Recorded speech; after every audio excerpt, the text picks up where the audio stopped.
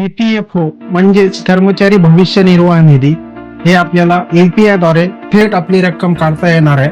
यासाठी आपल्याला काही महिन्यांचा अजून वेळ लागणार आहे. या अगोदर EPFO ने आपल्याला सुविधा दिली होती ATM द्वारे किंवा बँकेमध्ये जाऊन आपली रक्कम काढण्याची, पण ही प्रक्रिया खूपच जटिल आणि किचकट असल्यामुळे सामान्य कर्मचाऱ्यांना याचा खूप गैरसोय होत होती किंवा खूप त्रास होत होता.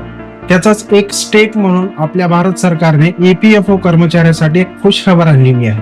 ती खुश खबर म्हणजे आपण फोन पे, गुगल पे, पेटीएम किंवा कुठल्याही दुसऱ्या UPI ऍप वरून आपण आपली रक्कम काढू शकणार आहोत, तेही काही मिनिटात.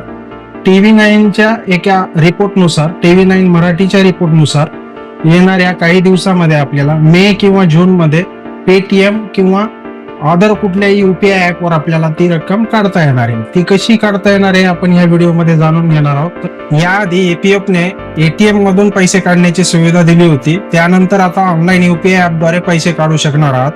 तुम्ही घर बसल्या पेटीएम, गुगल पे आणि फोन पे ऍप वरून PF ची रक्कम स्वतःच्या खात्यात ट्रान्सफर करू शकणार आहे. त्यामुळे EPFO सदस्यांचे काम कमी होणार आहे. अवघ्या काही मिनिटातच तुम्हाला पैसे ऑनलाईन पद्धतीने तुमच्या अकाउंट मध्ये ट्रान्सफर करू शकणार आहात.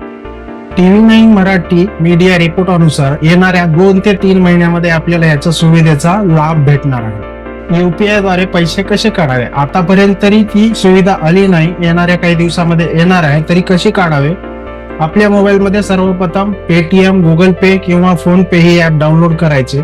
त्यानंतर आपला बँक अकाउंट नंबर लिंक करायचे. सर्वप्रथम आपल्याला काय करायचंय, आपल्या फोन पे किंवा UPI पेमेंटच्या ऍप्लिकेशन मध्ये आपल्याला आपली बँक निवडायची, जी आपल्या मोबाईलला म्हणजे माझ्या किंवा तुमच्या मोबाईलला लिंक असेल. ह्या नंबरवरून ती बँक आपल्याला निवडायची. समजा जर माझी बँक SBI असेल तर SBI बँक निवडून पुढे प्रोसीड करायचे. प्रोसीड केल्यानंतर आपल्याला तिथं 2 गोष्टी मागितल्या जातील. एक आहे आधार बेस्ड आणि दुसरं ATM बेस्ड. ATM म्हणजे आपलं डेबिट कार्ड बेस्ड. तर आपल्याला आधार बेस्ड करायचे. येणाऱ्या समोरच्या स्क्रीनवर आपल्याला सुरुवातीचे 6 अंक आपल्या आधार कार्डचे आपल्याला टाकायचे. व्यवस्थित न चुकता आपल्याला ते टाकायचे. टाकल्यानंतर आपल्याला आधार लिंक केलेल्या मोबाईल नंबरवर एक OTP येणार आहे. OTP आल्यानंतर सबमिट करायचे.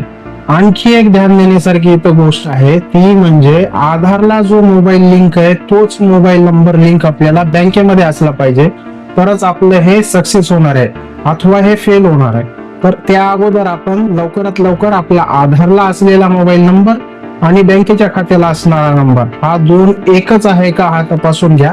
त्यानंतरच आपलं UPI पेमेंट हे ऍक्टिव्हेट होणार आहे विदाउट ATM कार्ड. हे होतं आजचं अपडेट EPFO बद्दल. ही माहिती अतिशय महत्वाची आहे. आपल्या जवळच्या लोकांना ही माहिती शेअर करा, चॅनलला सबस्क्राईब करा आणि व्हिडिओला लाईक करायला विसरू नका. अशाच नवीन माहितीसाठी चॅनलवर भेट देत जा. धन्यवाद.